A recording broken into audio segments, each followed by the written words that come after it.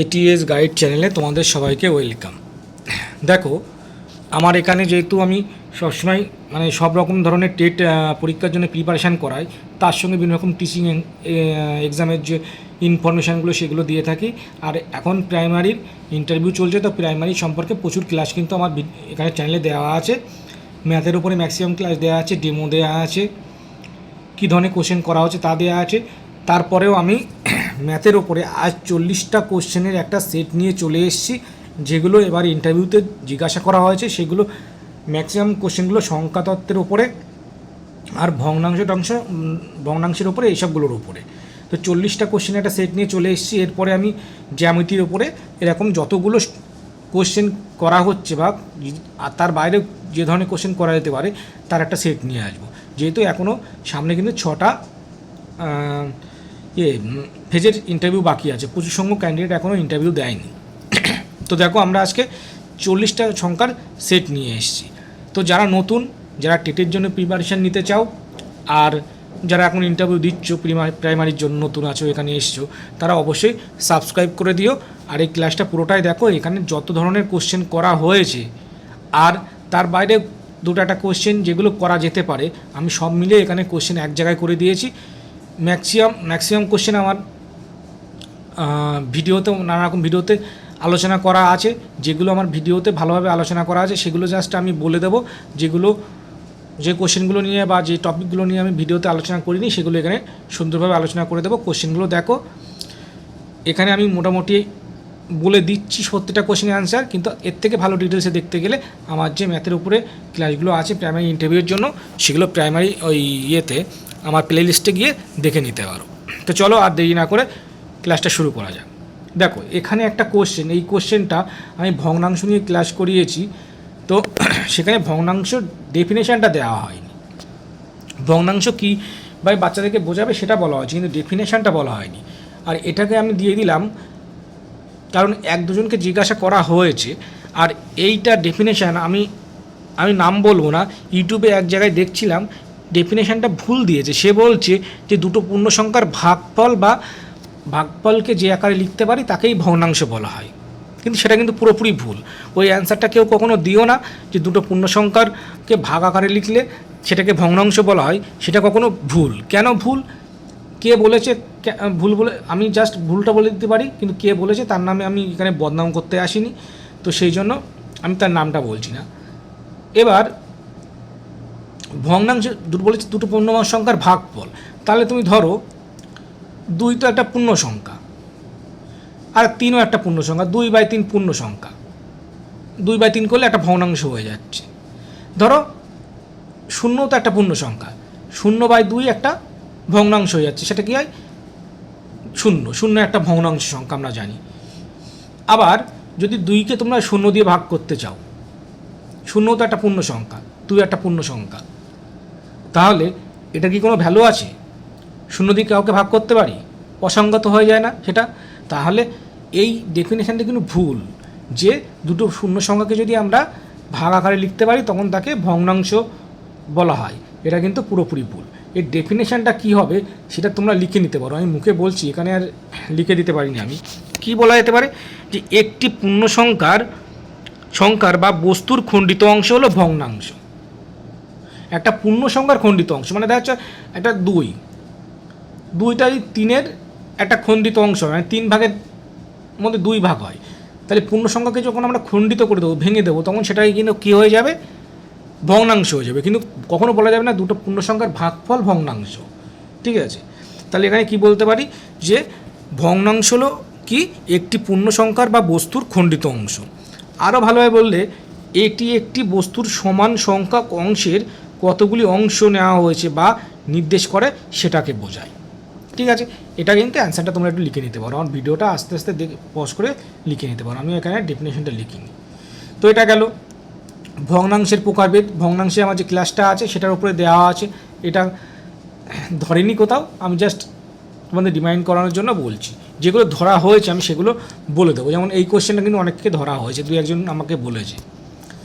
ভগ্নাংশের প্রকারভেদ তোমরা জানো, আমার ভগ্নাংশের ক্লাসটা দেখে নিতে পারো, প্রকৃত, মিশ্র আর অপ্রকৃত ভগ্নাংশ। এই কোশ্চেনটার অ্যান্সারও আমার ওই ভগ্নাংশের চ্যাপ্টারে করে দেওয়া আছে, যে এই কোশ্চেনটা করা হয়েছে কি প্রকৃত মিশ্র ভগ্নাংশের মধ্যে পার্থক্য কী, তাহলে বলতে হবে যে পূর্ণ সংখ্যা আর মিশ্র সংখ্যার মধ্যে মূল পার্থক্য হচ্ছে গঠনগত পার্থক্য, কিন্তু প্রকৃত ভগ্নাংশ আর মিশ্র ভগ্নাংশ মানের দিক থেকে সেম। তার মানে কি দেখো 3/2, 3/2 এটা একটা অপ্রকৃত ভগ্নাংশ, এটা যদি মিশ্র ভগ্নাংশ আকারে লিখি তাহলে 1/2 হয়। তাহলে দেখো এটা কিন্তু সেম জিনিস, শুধু গঠনগত একটা পার্থক্য, এটা দেখতে একরকম গঠন, এটা দেখতে একরকম, কিন্তু দুটোর ভ্যালু কিন্তু এক, মানে মানের দিক থেকে সেম কিন্তু গঠনগত পার্থক্য। বোঝা গেল মূল পার্থক্যটা, এটাই হবে অ্যান্সার। প্রকৃত ভগ্নাংশের সর্বোচ্চ মান কত? প্রকৃত ভগ্নাংশ কাকে বলে? যে ভগ্নাংশের লবটা ছোট, দেখো করা আছে বারবার, এগুলো বেশি ডিটেলস করে টাইম ওয়েস্ট করাবো না, এক জায়গায় কোশ্চেনগুলো নিয়ে আসা আমার মেন লক্ষ্য ছিল। যারা নতুন দেখছো তারা এটা এখান থেকে দেখে নিতে পারো, বা ডিটেলস ক্লাস করতে গেলে আমার ভগ্নাংশ নিয়ে বা এই রিলেটেড যে ভিডিওগুলো আছে সেগুলো দেখে নিতে পারো। তাহলে প্রকৃত ভগ্নাংশ মানে ওপরে ছোট, লব ছোট, একটা এক্সাম্পল নিই 1 আর হর বড়। তো এটার ভ্যালু কিন্তু সবসময় কী হয়, 1-এর থেকে ছোট হয়। তাহলে এখানে পরীক্ষা হলে কিন্তু নিজে মানে গুলিয়ে দেওয়ার জন্য বলতে পারে প্রকৃত ভগ্নাংশের সর্বোচ্চ মান কত হতে পারে। এর অ্যান্সারটা কী হবে? স্যার প্রকৃত ভগ্নাংশের সর্বোচ্চ মান কত হবে সেটা সঠিক বলা যায় না, কিন্তু সেটা 1-এর থেকে ছোট হবে, কিন্তু 1-এর কাছাকাছি কোনো একটা ভ্যালু হতে পারে, সেটা কত হবে আমরা ঠিক বলতে পারি না। ঠিক আছে, তাহলে কী হয় প্রকৃত ভগ্নাংশের সর্বোচ্চ মান কত হবে সঠিক বলা যাবে না, কিন্তু 1-এর থেকে ছোট, 1-এর কাছাকাছি কোনো ভ্যালু হবে। ঠিক আছে, এবার দুটি প্রকৃত ভগ্নাংশের যোগফলের মান সর্বদা কত হতে পারে? এটাও সঠিকভাবে বলা যাবে না, এটা গুলিয়ে দেওয়ার জন্য তোমার অ্যান্সার করতে পারে।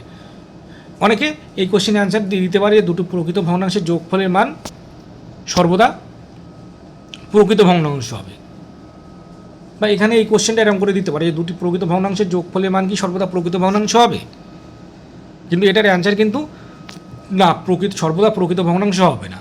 প্রকৃত ভগ্নাংশ হতে পারে 1-এর সমানও হতে পারে, 1-এর সমান হয়ে গেলে সেটা অপ্রকৃত হয়ে গেল, আবার 1-এর বেশি হয়ে গেলেও সেটা অপ্রকৃত ভগ্নাংশ হয়ে গেল। তাহলে যদি বলে মান কত হতে পারে, তাহলে স্যার সেটা 1-এর ছোটো হতে পারে, 1-এর সমান হতে পারে, 1-এর বড়ও হতে পারে। আর প্রকৃত আর অপ্রকৃত বলতে গেলে প্রকৃত ভগ্নাংশ হতে পারে, আবার অপ্রকৃত ভগ্নাংশও হতে পারে। বোঝা গেল? এবার আসো অপ্রকৃত ভগ্নাংশের সর্বনিম্ন আর সর্বোচ্চ মান। সর্বনিম্ন কত মান হতে পারে অপ্রকৃত ভগ্নাংশের? অপ্রকৃত ভগ্নাংশের ডেফিনেশনটা কি? যে ভগ্নাংশের কি হয় লব বড়, মানে দেখা যাচ্ছে লব ওপরে 5 হলো, নিচে 2 হলো, লব বড় হর ছোট, বা লব হর দুটোই সমান হতে পারে, মানে 2/2ও হতে পারে, মানে সেটা 1 হয়। তাহলে যে ভগ্নাংশের লব বড় আর হর ছোট, বা লব হর দুটোই ছোট, তাকে অপ্রকৃত ভগ্নাংশ বলতে পারি। বা যে ভগ্নাংশের মান সর্বদা 1-এর বড় অথবা সমান, তাকেও অপ্রকৃত ভগ্নাংশ বলতে পারি। দুটো অ্যান্সারই দেওয়া যেতে পারে। ঠিক আছে, যারা ক্লাসটা করছো মনোযোগ দিয়ে দেখো, যাদের ইন্টারভিউ আছে তারা কিন্তু এগুলো খুব কাজে লাগবে। এগুলো কিন্তু এই কোশ্চেনগুলো কিন্তু করা হচ্ছে, এই কোশ্চেনটা করা হয়েছে অনেক গুলি দেওয়ার জন্য। বলছি 1 কী ধরনের ভগ্নাংশ? অ্যান্সারটা এক্ষুনি পেয়ে গেছো। 1 কী ধরনের ভগ্নাংশ? 1 অপ্রকৃত ভগ্নাংশ।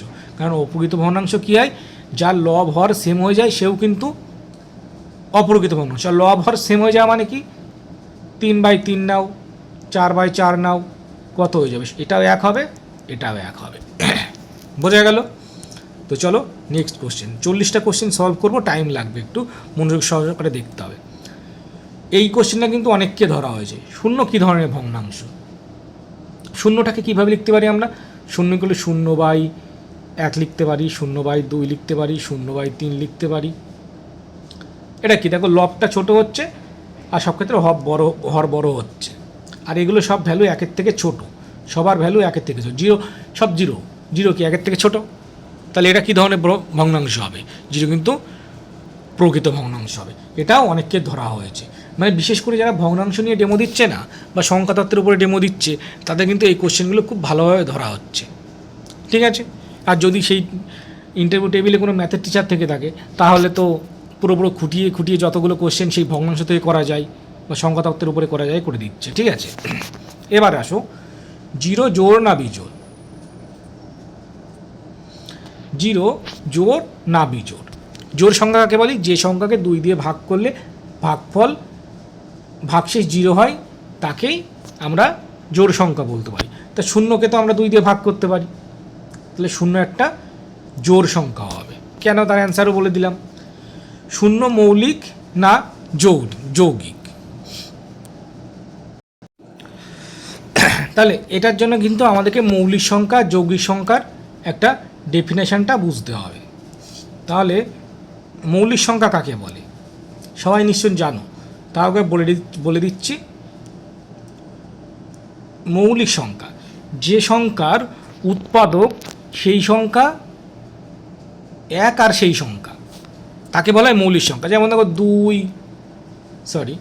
2 নিয়ে ঠিক আছে, 2, 3, 5। 2টাকে তুমি কী লিখতে পারো? 2 গুণ 1, 3টাকে 3 গুণ 1, 5টাকে 5 গুণ 1। এই সংখ্যাগুলোর কিন্তু কি উৎপাদক দুটো, 2 আর 1, মানে সেই সংখ্যা 1, এই দুটোই, তাদেরকে মৌলিক সংখ্যা বলা হবে। আর যে সংখ্যার দুটো উৎপাদক ছাড়া আরও অন্য কোনো উৎপাদক আছে তাদেরকে যৌগিক সংখ্যা বলা হয়।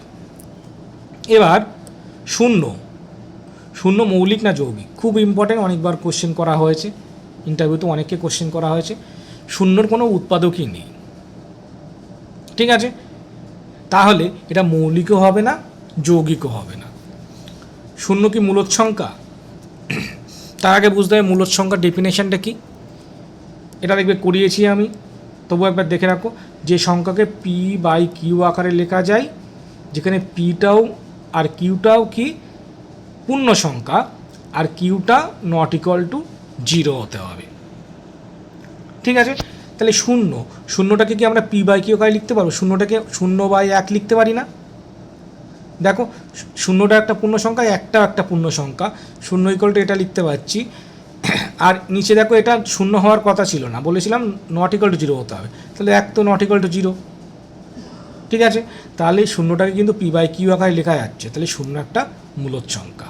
নেক্সট, শূন্য কি স্বাভাবিক সংখ্যা? দেবে সংখ্যার সেটের উপরে কিন্তু সংখ্যাতত্ত্বের উপর আমার একটা পুরো 1 ঘন্টার উপরে একটা ক্লাস আছে, সেটা দেখলে কিন্তু সংখ্যা নিয়ে আর কোনো ঝামেলায় থাকবে না। সেই টাইমটা যাদের নেই তাহলে তারা এখানে দেখো আর একবার সংক্ষিপ্তভাবে বলে দিচ্ছি। স্বাভাবিক সংখ্যা বলতে আমরা স্বাভাবিক সংখ্যাকে n দিয়ে বোঝাই, সেটা 1 থেকে শুরু হয়, 1, 2, 3 এইগুলো, এর মধ্যে শূন্য থাকে না, তাহলে শূন্য স্বাভাবিক সংখ্যা হবে না। তারপরে এই কোশ্চেনটা অনেককে করা হয়েছে, দুটি স্বাভাবিক সংখ্যার যোগফল ভাগফল স্বাভাবিক সংখ্যা হবে? স্বাভাবিক সংখ্যা মানে কি 1, 2, 3, 4, 5, 6, 7 এরকম। দুটি স্বাভাবিক সংখ্যা নাও, 1 নাও আর 2 নাও, 1 আর 2 করো, 1/2, একটা ভগ্নাংশ সংখ্যা চলে আসছে। স্বাভাবিক সংখ্যার মধ্যে কিন্তু কোনো ভগ্নাংশ সংখ্যা থাকে না, তাহলে এটা কিন্তু দুটি স্বাভাবিক সংখ্যার ভাগফল কিন্তু হচ্ছে স্বাভাবিক সংখ্যা হতেও পারে না হতে পারে। এখন কোশ্চেন হচ্ছে না হতে পারে, তার এক্সাম্পল কি? তুমি 4 নাও, 4কে 2 দিয়ে ভাগ করো, দুটোই এখন স্বাভাবিক সংখ্যা, 4কে 2 দিয়ে ভাগ করলে কত হয়? 2 হয়, এটা কিন্তু আবার স্বাভাবিক সংখ্যা। দেখো এক্ষেত্রে স্বাভাবিক সংখ্যা হলো না, এক্ষেত্রে স্বাভাবিক সংখ্যা হয়ে গেল, তাহলে দুটি স্বাভাবিক সংখ্যার ভাগফল কিন্তু স্বাভাবিক সংখ্যা হতেও পারে না হতে পারে। যদি অ্যান্সার দাও সেই স্বাভাবিক সংখ্যা হবে না, এটা ভুল হবে, আবার যদি বলো স্বাভাবিক সংখ্যা হবে সেটাও ভুল হবে। তাহলে সঠিক অ্যান্সার কী হবে? দুটি স্বাভাবিক সংখ্যার ভাগফল স্বাভাবিক সংখ্যা হতেও পারে না হতেও পারে। নেক্সট, দুটি স্বাভাবিক সংখ্যার বিয়োগফল স্বাভাবিক সংখ্যা হবে? এটারও অ্যান্সার কিন্তু হবে হতেও পারে না হতেও পারে। এক্সাম্পল কি? 2 থেকে 1 বিয়োগ করো, 2 হচ্ছে, স্বাভাবিক সংখ্যা হচ্ছে। আবার 1 থেকে 2 বিয়োগ করো, -1 হচ্ছে, -1। মাইনাস সংখ্যাটা কিন্তু স্বাভাবিক সংখ্যার মধ্যে থাকে না, ঋণাত্মক সংখ্যা, ঠিক আছে? তাহলে দুটি স্বাভাবিক সংখ্যার বিয়োগফল স্বাভাবিক সংখ্যা হতে পারে না হতে পারে। আমার সংখ্যা তত্ত্বের উপরে যে ক্লাসটা আছে সেটা যদি দেখে নাও, সব ক্লিয়ার হয়ে যাবে, একদম সংখ্যাতত্ত্ব মাথার মধ্যে গেঁথে যাবে। যে জীবনে সংখ্যাতত্ত্ব কী জিনিস বোঝেনি, সেই সংখ্যাতত্ত্ব একদম মাথায় গেঁথে যাবে, এমনভাবে গেঁথে যাবে যে চাইলে তাকেও পড়াতে ইচ্ছা হবে, আমার নতুন করে অন্য কাউকে শেখাতে ইচ্ছা হবে, ঠিক আছে? তো দেখে নিতে পারো, আমি লিঙ্কগুলো আমার ডেসক্রিপশন বক্সে ডেসক্রিপশানে দিয়ে দেবো। নেক্সট, স্বাভাবিক সংখ্যার সেট আর অখণ্ড সংখ্যার সেটের মধ্যে কে বড়? সংখ্যাতত্ত্বের উপরে যারা ডেমো দিচ্ছে তাদের কিন্তু এইসব কোশ্চেনগুলো করছে, বা এমনিতেই করছে, যদি ম্যাথের টিচার থাকে তাহলে করছে। এবার স্বাভাবিক সংখ্যার সেট মানে কি, এন, সেটা 1 2 3 থেকে শুরু হয়ে ডট চলতে থাকে। আর অখণ্ড সংখ্যার সেট, সেটাকে হোল নাম্বার বলি, ডব্লু দিয়ে শুরু হয়, ডব্লু দিয়ে ডিনোট করা হয়, সেটা শুরু হয় কোথা থেকে 0 1 2 3 ডট করে চলতে থাকে। এবার এর মধ্যে দেখো এই 1 2 থেকে 3 সব আছে, এর মধ্যে 1 2 3 থেকে সব আছে, শুধু ডব্লুর মধ্যে অখণ্ড সংখ্যা সেটের মধ্যে কী আছে, শূন্য বেশি রয়েছে। তাহলে যেহেতু এর মধ্যে শূন্যটা বেশি রয়েছে, একটা সংখ্যা বেশি রয়েছে, তাহলে অখণ্ড সংখ্যা সেটটাই সব থেকে মানে স্বাভাবিক সংখ্যা সেটের থেকে বড় হবে। তো এখানে অ্যান্সারটা কিন্তু এটাই হবে।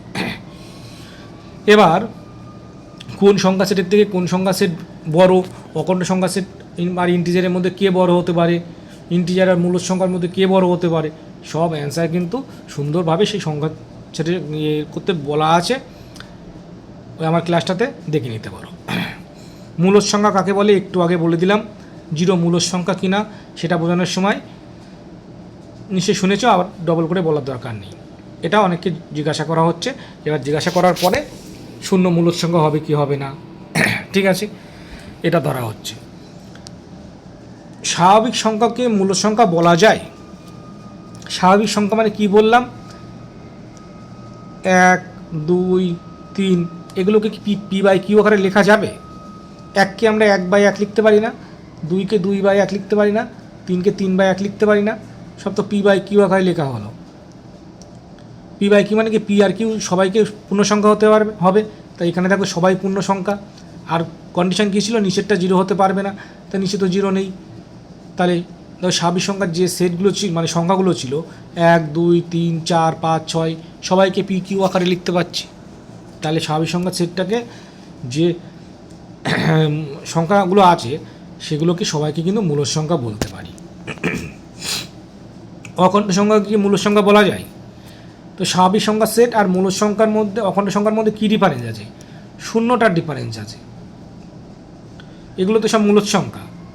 শূন্যটাকে একটু আগে দেখিয়েছিলাম, 0/1 বা 0/2 পি বাই কিউ আর লেখা যাচ্ছে, তাহলে শূন্যটাও একটা মূলদ সংখ্যা, তাহলে অখণ্ড সংখ্যার সেটটাও একটা মূলদ সংখ্যার সেট হচ্ছে বা মূলদ সংখ্যা বলতে পারি, ঠিক আছে। তাহলে অখণ্ড সংখ্যার মধ্যে যে সেটের মধ্যে যতগুলো সংখ্যা আছে সবই মূলদ সংখ্যা। পূর্ণ সংখ্যা মূলদ বলা যাবে পূর্ণ সংখ্যার সেটটাকে? পূর্ণ সংখ্যার সেটে কী আছে?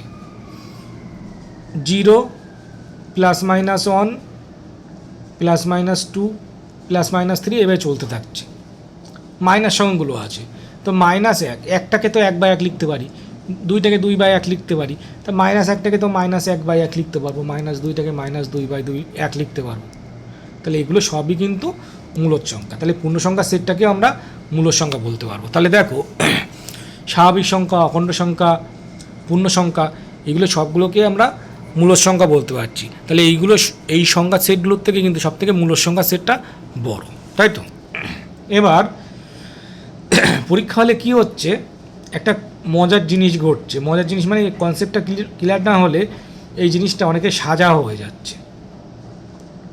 কী হচ্ছে, অনেকে মূলদ সংখ্যার উপরে ডেমো দিচ্ছে, তো দিলে তো আর ছাড় নেই তার, আর না দিলে অনেককে মূলদ সংখ্যার ডেফিনেশন জানতে চাওয়া হচ্ছে। জানতে চাওয়ার পরে তো 0 মূলদ সংখ্যা কিনা সেটাও জানতে চাওয়া হচ্ছে। তারপরে বলা হচ্ছে অমূলদ সংখ্যার ডেফিনেশনটা চাওয়া হচ্ছে। দেওয়ার সঙ্গে সঙ্গে বলছে √3, কেউ বলছে হ্যাঁ অমূলদ সংখ্যার একটা ডেফিনেশন দাও। কাউকে যখন বলা হচ্ছে হ্যাঁ অমূলদ সংখ্যার একটা ডেফিনেশন দিয়ে দাও, তো অমূলদ সংখ্যার ডেফিনেশন দেওয়ার সঙ্গে বলার সঙ্গে সঙ্গে কী হয়তো বলছে √3 স্যার। তা বলছে হ্যাঁ তুমি বললে, তখন স্যার বলছে তুমি তো একটু আগে বললে যে 3টাকে 3/1 আকারে লেখা যাচ্ছে, সরি ইংলিশ বাংলা মিক্সড হয়ে যাচ্ছে, এটাকে 3/1 আকারে লেখা যাচ্ছে। তাহলে 3/1 আকারে লেখা যাচ্ছে বলে তুমি এটাকে 3টাকে মূলদ বলছো। তাহলে √3টাকে তো আমি √3/1 এটা লিখতে পারি, তাহলে এটাকে তুমি মূলদ সংখ্যা বলবে না কেন? এটা সমান তো √3, তুমি বলছো √3 অমূলদ, কিন্তু এটাকে তো আমি √3/1 লিখতে পারি তোমার কথা অনুযায়ী, যেমন 3/1 হচ্ছিল, তাহলে এটা মূলদ সংখ্যা হচ্ছে না কেন, অমূলদ হচ্ছে কেন? তখন কিন্তু সবাই ভ্যাবাচাকা খেয়ে যাচ্ছে, কারণ সবাই ডেফিনেশনটা মুখস্থ করে যায় যে পি মূলদ সংখ্যার ডেফিনেশনটা কি, যাকে পি বাই কিউ আকারে লিখতে পারবো, কিউ নট ইকুয়াল টু 0 আর পি আর কিউ পূর্ণ সংখ্যা, এটুকুই জাস্ট মুখস্থ করে যাচ্ছে, তারপরে আর কনসেপ্ট থাকছে না। এই কনসেপ্টটাই লাগবে। এখানে বারবার কী বলা হচ্ছে, পি আর কিউ পূর্ণ সংখ্যা। পূর্ণ সংখ্যার মধ্যে এরকম থাকে 0 +-1 +-2 +-3 এরকম, কখন √3 √5 √6 এগুলো থাকে না। তাহলে এই √3টা কিন্তু √3কে আমরা যদি √3/1 লিখি, তাহলে √3টা কিন্তু পূর্ণ সংখ্যা হচ্ছে না। একটা হয়তো পূর্ণ সংখ্যা হয়ে যাচ্ছে, কিন্তু এটা পূর্ণ সংখ্যা হচ্ছে না। আমাদের ডেফিনেশনে বলা ছিল পি আর কিউ দুটোই পূর্ণ সংখ্যা হতে হবে। তো যেহেতু √3টা পূর্ণ সংখ্যা না, ডেফিনেশন অনুযায়ী এটা √3 দুটোই পূর্ণ সংখ্যা হওয়ার কথা ছিল, সেই জন্য √3টাকে কিন্তু আমরা মূলদ সংখ্যা বলবো না, অমূলদ সংখ্যা বলবো, কারণ √3টাকে পি বাই কিউ আকারে লেখা যাচ্ছে না। বোঝা গেল? তাহলে এই অ্যান্সারটা কিন্তু গুছিয়ে বলতে হবে। কীভাবে পরীক্ষা হলে সবাইকে মানে গুলিয়ে দেওয়ার চেষ্টা করছে সেটাই আমি বলছি, কীভাবে কোশ্চেনগুলো করছে সেটা কিন্তু আমি বলছি, ভালো করে দেখে নেবে। দুটি মূলদ সংখ্যার ভাগফল কি মূলদ সংখ্যা হবে? সবাই কিন্তু চোখ বুঝে অ্যান্সার দিয়ে আসছে, হ্যাঁ স্যার হতে পারে, হবে। কি করে হবে? কারণ তুমি ভাবছো একটা মূলদ সংখ্যা আর 2 একটা মূলদ সংখ্যা, ভাগ করে দিলাম 1/2 হলো, বা 3/2 ভাগ 5/2 করলাম। এটা করলে কত হয়? 3/2 গুণ 2/5, 2 কেটে গেলে 3/5। এটাও তো মূলদ সংখ্যা হয়ে যাচ্ছে স্যার। তাহলে হবে না কোথায়? তুমি ধরো যে কোনো একটা মূলদ সংখ্যা নিলে 2 তো একটা মূলদ সংখ্যা, আর 0 একটা মূলদ সংখ্যা দেখেছি, 2কে 0 দিয়ে ভাগ করতে পারবে? পারবে না। তাহলে এটা কিন্তু মূলদ সংখ্যা হচ্ছে না। তাহলে এর অ্যান্সার কী হবে? মূলদ সংখ্যা হতেও পারে, না হতে পারে। কখন হবে না? যখন কোনো মানে মূলদ সংখ্যা 0 নিই আর 0 দিয়ে যদি ভাগ করতে যায়, তাহলে তখন সেটা আর মূলদ সংখ্যা হবে না। তাহলে হতেও পারে, না হতে পারে।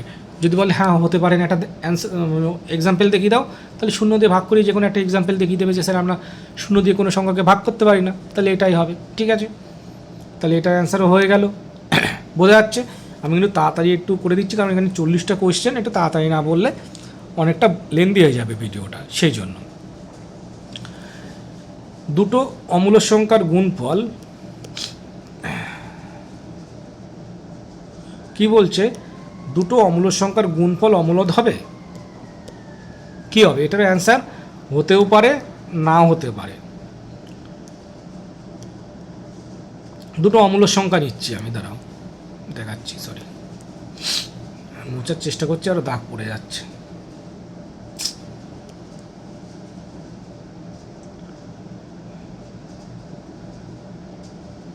দেখো কি কোশ্চেন, দুটি অমূলদ সংখ্যার গুণফল কি অমূলদ হবে? এবার যে কোনো দুটো অমূলদ সংখ্যা নিই, √3 গুণ √2 কত হবে? √6 হবে। অমূলদ হয়ে যাচ্ছে। কিন্তু একটা জিনিস দেখো,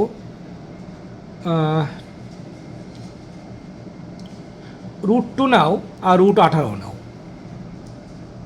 কত হবে? রুটের মধ্যে 36, তাই তো? 18 × 36, 36-এর বর্গমূল করলে কত হয়? 6 হয়। এটা কি অমূলদ সংখ্যা? না, এটা অমূলদ সংখ্যা ছিল, এটা অমূলদ সংখ্যা ছিল, গুণ করে দেখো মূলদ সংখ্যা পেয়ে গেলাম, বা অমূলদ পেলাম না। তাহলে এটার অ্যান্সার কি হতে পারে? মূলদও হতে পারে, আবার অমূলদও হতে পারে। আবার সেম দুটো যদি অমূলদ সংখ্যা নিয়ে নাও, সহজ যদি এক্সাম্পল দেখাতেই হয় সহজভাবে ভেবে, তাহলে দেখা যাচ্ছে আমি এটা নিজে ভাবা ছিল বলে সরাসরি বলে দিতে পারলাম। যদি তোমার ভাবা না থাকে, তাহলে সবথেকে সহজ এক্সাম্পলটা কী দেবে? দুটো যে কোনো সেম মূলদ সংখ্যা নিয়ে নাও, √3 গুণ √3 কত হবে? 3।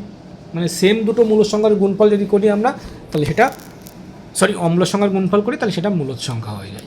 ঠিক আছে, গেল। দুটি অমূলদ সংখ্যার ভাগফল কী হবে? মূলদ হতে পারে, আবার অমূলদ হতে পারে। যেমন দেখো, √3কে তুমি √2 দিয়ে ভাগ করো, তাহলে √3/2 হচ্ছে, এটা মূলদ সংখ্যা হয়ে গেল। ঠিক আছে, অমূলদ হয়ে গেল। কিন্তু √18 এটাকে √2 দিয়ে ভাগ করো, কত হবে? √18 মানে 3√2 লিখতে পারি, তাই না? আর এটাকে √2 কেটে গেল, কত হলো? 3 হলো। তাহলে এটা তো মূলদ হলো না, অম্লদ হলো না। আবার সেম দুটো সংখ্যা নিয়ে নাও, সেম দুটো অম্লদ সংখ্যা নিয়ে নাও, √3/√3 কত হচ্ছে? 1 হচ্ছে। এটাও অম্লদ হলো না।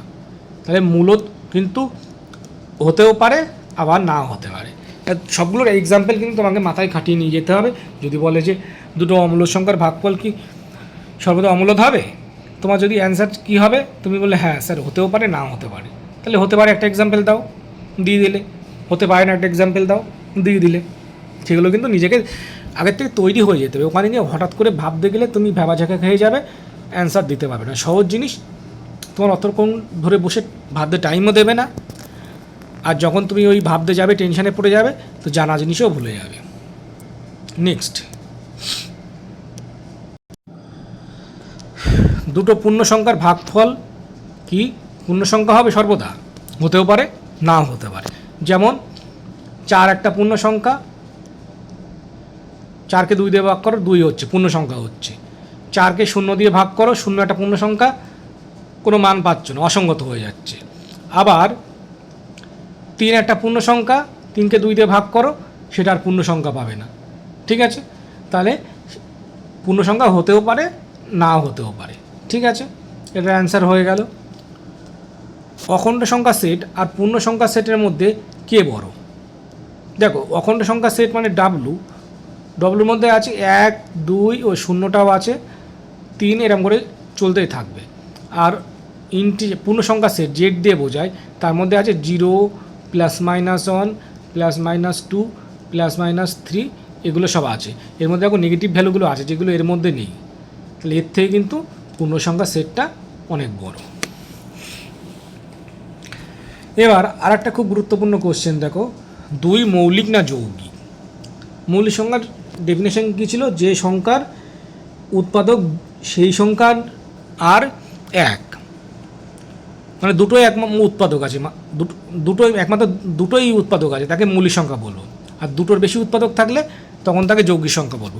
2টাকে কীভাবে লিখতে পারি? 2টাকে 2 গুণ 1 লিখতে পারি, মানে 2 দিয়ে ভাগ করতে পারি আর 1 দিয়ে ভাগ করতে পারি। এতে 2-এর উৎপাদক কত? দুটোই। তাহলে 2 কিন্তু মৌলিক সংখ্যা। মৌলিক সংখ্যা ও যৌগিক সংখ্যা কাকে বলে? মৌলিক সংখ্যা ডেফিনেশন দিয়ে দিলাম, যৌগিক সংখ্যা যাকে 2 দিয়ে ভাগ করলে ভাগশেষ 0 হয়। ঠিক আছে? বাচ্চাকে শূন্যের ধারণা কিভাবে দেবে? এটা আগেও একবার একটা ক্লাসে আলোচনা করে দিয়েছি, দেখে নিও। এটা নিয়ে আমি আলোচনা করছি না, অনেক লেন্দি ভিডিও হয়ে যাচ্ছে। ঠিক আছে? এরকম কোশ্চেন কিন্তু অনেক করা হচ্ছে। আমি এক জায়গায় রেখেছি মানে যে না, যে মানে সবগুলো আলোচনা করে দেবো, কারণ অনেকগুলো কোশ্চেনের ভিডিও আগে দেওয়া আছে, যেগুলো নিয়ে আলোচনা করা মানে শুধু ভিডিওটা লেন্দি করানো। তোমরা সেই ভিডিওগুলো দেখে নিতে পারো খুঁজে খুঁজে। আর যদি কারোর কোনো, আমি কোশ্চেনগুলো বলছি, কারোর যদি কোনো ক্লাস মনে হয় যে ডিটেলসে করবে, আমার কমেন্টে করে বলে দিও, আমি সেই তোমাদের কমেন্টে আমার যে ভিডিওগুলো আছে সেটা লিঙ্ক দিয়ে দেবো।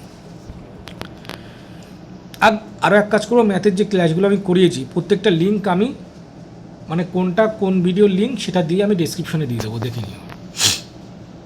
এরপরে এই কোশ্চেনটা অনেককে করেছে, মানে এটা খুব ভালো জিনিস, কোশ্চেনটাও খুব ভালো। এটা বোঝালে কিন্তু, ভালো করে বোঝাতে পারলে এক্সামিনারের সামনে কিন্তু তোমার রিপ্রেজেন্টটা খুব ভালো হবে, মানে তোমার সম্পর্কে পজিটিভ ধারণা তৈরি হবে। বলছে 0-এর সঙ্গে কিছু যোগ করলে সেই সংখ্যা পাওয়া যাবে, তার ধারণা বাচ্চাকে কীভাবে দেবেন? আমরা সবসময় জানি 0-এর সঙ্গে যাই যোগ করি না কেন সেটা পাই, মানে 0 যোগ 1 করলে 1ই পাবো, 0 যোগ 2 করলে 2ই পাবো। সেটা কীভাবে বাচ্চাকে বোঝাবে? ধরো তুমি বাচ্চাকে এভাবে বলবে, স্যার বাচ্চার সামনে একটা আমি বাক্স রাখলাম, বাক্সতে আমি কিছুই রাখলাম না বাক্সটাকে। বাচ্চাটাকে দেখালাম যে তোমাদের বাক্সে কী আছে দেখো, বললো কিছু নেই। তা কিছু নেই মানে কি আছে? শূন্য আছে। তারপরে আমি কি করলাম, 2টো পেন নিয়ে এই বাক্সের মধ্যে রেখে দিলাম। তা বাচ্চা প্রথমে বলেছিল কিছু নেই মানে শূন্য আছে। এবার এর মধ্যে কিছু আমি মানে অ্যাড করে দিলাম, কিছু রেখে দিলাম। তাহলে প্রথমে আমি একটা পেন রাখলাম, তাহলে কিছু ছিল না, তার সঙ্গে একটা পেন রেখেছি, তাহলে কত হলো? 1 হলো। তাহলে দেখেছো কিছু ছিল না, তার সঙ্গে যদি আমি 1 যোগ করে দিই, তাহলে কত হলো 1। তারপরে পেনটা তুলে নিলাম, নিয়ে আমি দুটো পেন রাখলাম, কিছু ছিল না মানে 0, সে 0-র সঙ্গে আমি দুটো পেন অ্যাড করে দিলাম, তাহলে এখন কটা পেন আছে 2। তাহলে এইভাবে কিন্তু মানে এইভাবে একটা এক্সাম্পল দিয়ে যে কিছু ছিল না তার সঙ্গে 2 যোগ করলে 2 হয়ে যাচ্ছে, 3টে জিনিস রাখলে 3 হয়ে যাচ্ছে, মানে 3 যোগ করলে 3 হয়ে যাচ্ছে, তাহলে এইভাবে একটা রিপ্রেজেন্ট করে দিতে পারো। এবার এই একটা কোশ্চেন খুব ইম্পর্টেন্ট কোশ্চেন, খুব ভালো কোশ্চেন, মানে এইটা নিয়ে ঘুরিয়ে পিছিয়ে প্রচুর কোশ্চেন করেছে অনেককে, ঠিক আছে। কি কোশ্চেন করেছে সেটা আমি বলে দিচ্ছি। পরস্পর মৌলিক সংখ্যা কাকে বলে? দুটি মৌলিক সংখ্যার গসাগু, দুটি সংখ্যার গসাগু, মৌলিক সংখ্যা না, দুটি সংখ্যার গসাগু যদি 1 হয়, ধরো 2 আর 3, 2 আর 3 এর গসাগু কত? 1। তাহলে এই 2 আর 3টাকে বলবো আমরা পরস্পর মৌলিক সংখ্যা, মানে 2 3-এর সঙ্গে মৌলিক আর 3 2-এর সঙ্গে মৌলিক। আবার আরও একটা এক্সাম্পল নিই, দেখো এখান থেকে একটা ভালো বোঝার জিনিস আছে। এটা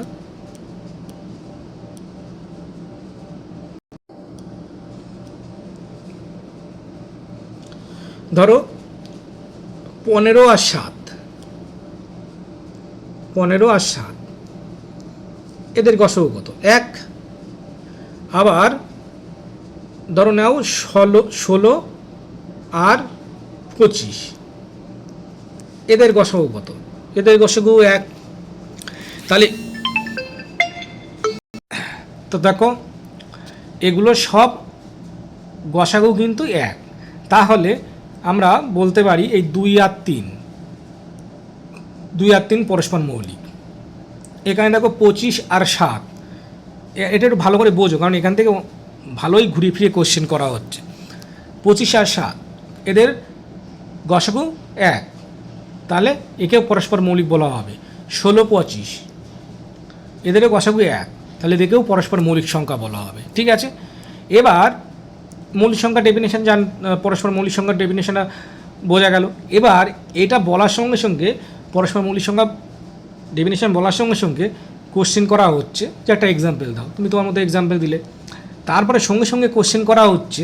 দেখো আমি কত সুন্দর এক জায়গায় কোশ্চেনগুলো সেট করেছি, এটাই লক্ষ্য যে একটার পরিপ্রেক্ষিতে আর একটা কী কোশ্চেন করা হচ্ছে, সেই কোশ্চেনের অ্যান্সারগুলো কীভাবে দেবে বা কনসেপ্টটা ক্লিয়ার রেখে আমি সেটাই বোঝানোর চেষ্টা, সেই জন্য আমি এক জায়গায় নিয়ে এসেছি। নাহলে এই ম্যাক্সিমাম কোশ্চেনের মানে আলোচনা কিন্তু আগে করা হয়ে গেছে, কিন্তু একসঙ্গে একটার পরিপ্রেক্ষিতে একটা কীভাবে কোশ্চেন করছে সেটা আমার বলাই ছিল মেন লক্ষ্য।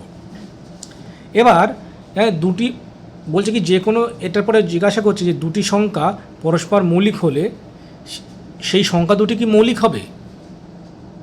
মানে যে দুটো সংখ্যা পরস্পর মৌলিক হচ্ছে, যেমন দেখো এখানে 2 আর 3 পরস্পর মৌলিক, তা বলছে 2 আর 3 এ দুটো কি মৌলিক সংখ্যা হবে? তা দেখো এখানে 2 আর 3 মৌলিক সংখ্যা, হ্যাঁ হচ্ছে। এখানে দেখো 25 আর 7 পরস্পর মৌলিক, কিন্তু এখানে দেখো 7 মৌলিক কিন্তু 25 কিন্তু মৌলিক না। তারপর একটা এক্সাম্পল নিলাম, দেখো 16 আর 25 পরস্পর মৌলিক, কিন্তু 16ও মৌলিক না 25ও মৌলিক না।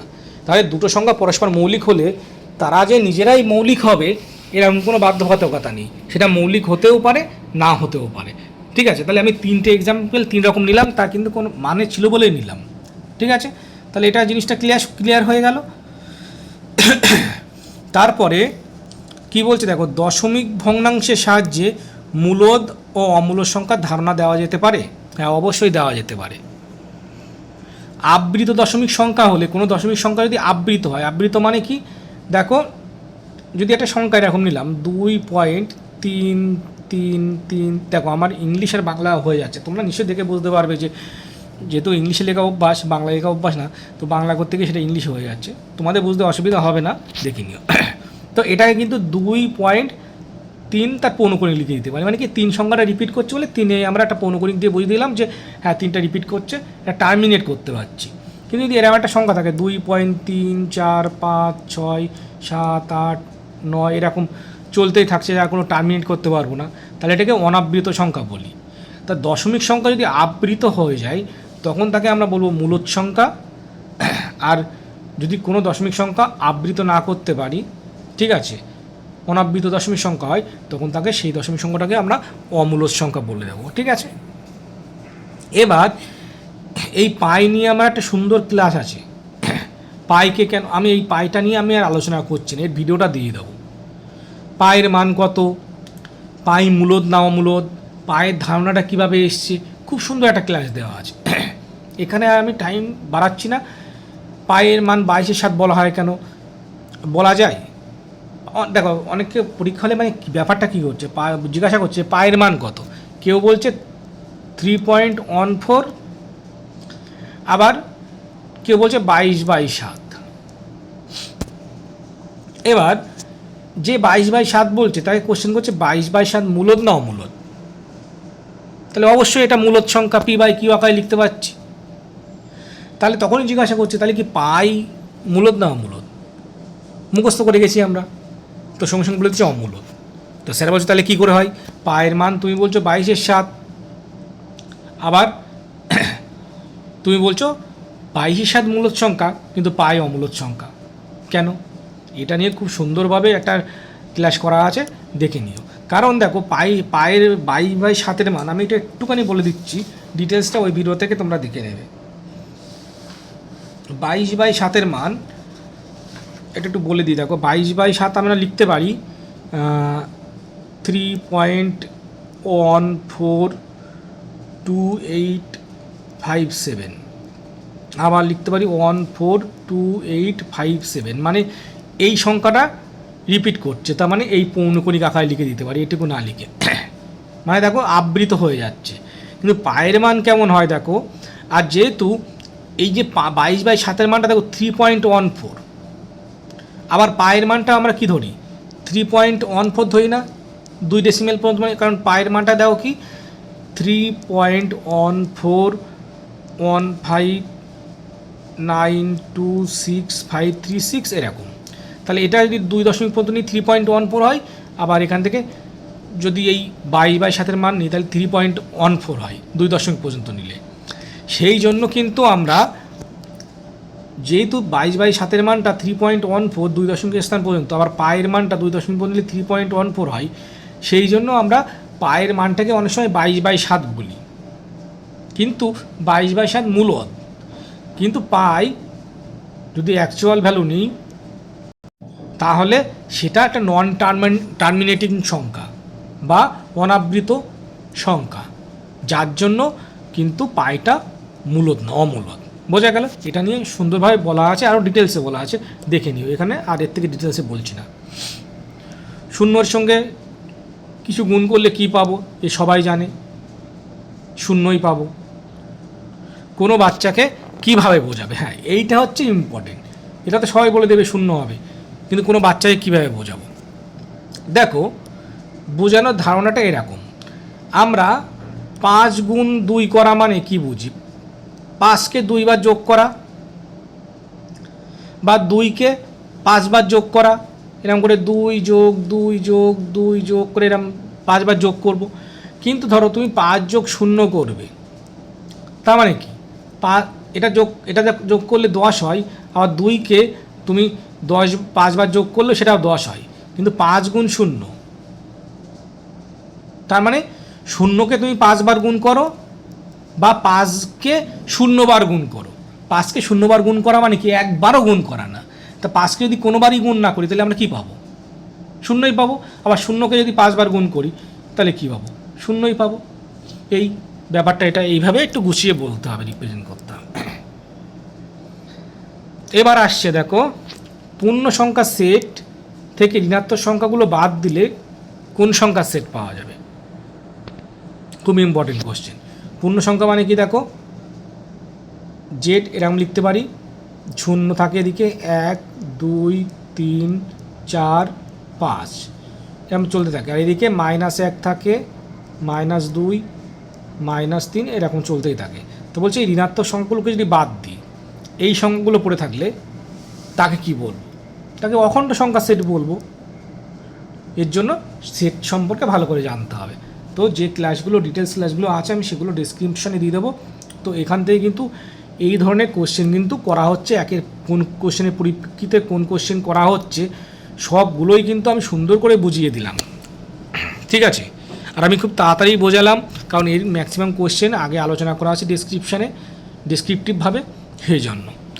তো এখানে মূলত আনার কথা এই জন্য সব কোশ্চেনগুলোকে একসঙ্গে বলা, আর কোন কোশ্চেনের পরিপ্রেক্ষিতে কোন কোশ্চেন কীভাবে ঘুরিয়ে কোশ্চেন করছে, যার ফলে সবাই ঘাবড়ে যাচ্ছে বা ঘাবড়ে দিচ্ছে, সেই চেষ্টা করছে। তো দেখে রাখো, এরপরে আরও একটা ক্লাস আমি নিয়ে আসবো জ্যামিতি আর ঘনবস্তুর ওপরে, পুরোটার ওপরে কী কী কোশ্চেন করা হচ্ছে সেটা আমি নিয়ে আসবো। তো এটা দেখে রাখো, যাদের ভালো লাগছে সবাই একটু কমেন্ট করবে, আর অবশ্যই সাবস্ক্রাইব করবে, তাই আরও ভালো লাগে। অনেকে পজিটিভ কমেন্ট করে। আগে একদিন একজন সংখ্যাতত্ত্বের একটা ক্লাস দেখে খুব পজিটিভ কমেন্ট করেছে, খুব ভালো লেগেছে বলে, দেখে খুব ভালো লাগে, আরও মনে জাগে যে আরও ভিডিও করি। তো তোমাদের হ্যাঁ অবশ্যই ক্লাস করতে করতে হয়তো এত কিছু ভেবে ক্লাস করতে হয়, লিখতে হয়, তো বলতে বলতে হয়তো কোনো কিছু মিস্টেক হয়ে যেতে পারে বলা, বা যেটা বলতে চাইছি অন্যটা বলে ফেলেছি, সেটা হয়তো অনিচ্ছাকৃত হয়ে যেতে পারে। তো তোমরা সেটা বলতেই পারো যে স্যার হ্যাঁ এটা হয়ে যাবে, ঠিক আছে, সেটা কোনো ব্যাপার না, হতেই পারে, সবারই হয় সেটা। তো যাই হোক, আজ এই পর্যন্ত থাকলো, নেক্সট ক্লাসে আবার দেখা হচ্ছে, ঠিক আছে। আর এখানে যারা ইন্টারভিউ দিচ্ছ, টিটের জন্য প্রিপারেশান নিতে চাও, তারা অবশ্যই সাবস্ক্রাইব করবে। আমার কমেন্ট বক্সে আমার হোয়াটসঅ্যাপ গ্রুপের লিঙ্কটা দিয়ে দেবো, অ্যাড হয়ে থাকবে। প্রাইমারি ইন্টারভিউর পিডিএফ যা বানিয়েছিলাম আমি দিয়ে দেবো, আর টেটের ক্লাস যখন হবে তার পিডিএফ তো কিছু কিছু পেয়ে যাবে তোমরা। তো নেক্সট ক্লাসে আবার দেখা হচ্ছে।